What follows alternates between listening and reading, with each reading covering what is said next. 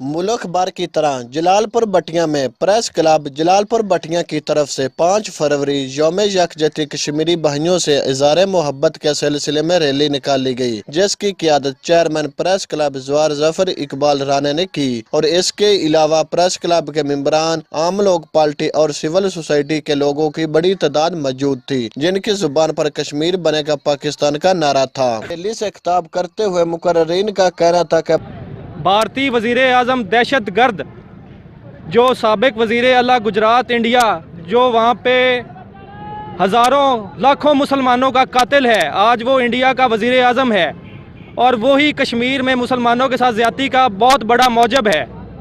आज हमारे वो ह्यूमन राइट्स वाले कहाँ गए हैं जो अमेरिका में, यूरोप में एक पटाखा भी चल जाता है तो कहते हैं कि इंसानियत के साथ ज़्यादती हो रही है।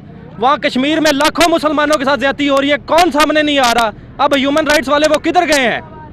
वहाँ पे आए रोज भारतीय कुत्ते आए रोज वहाँ पे टीयर गैसिंग हो रही है, धमाके हो रहे हैं, कश्मीरियों पर, छोटे छोटे बच्चों पर शेलिंग हो रही है, औरतों पर शेलिंग हो रही है।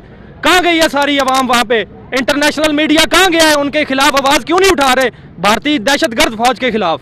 भारतीय मुजालम के पहाड़ आज भी निहत्थे कश्मीरियों पर गिराए जा रहे हैं। गोलियों से कश्मीरियों के सीने छलनी किए जाते हैं, औरतों की इज्जत को उछाला जाता है, लेकिन आज भी कश्मीरियों की जुबान पर कश्मीर बनेगा पाकिस्तान का नारा है। पुरअमन रैली प्रेस क्लब से शुरू हुई, थाने रोड से होती हुई लारी अड्डे पर आकर खत्म पजीर हुई और शहर भर में पुलिस की सख्त सिक्योरिटी को भी यकीनी बनाया गया। चौधरी बाबर शेर कंजू, सिटी न्यूज, जलालपुर बटियां।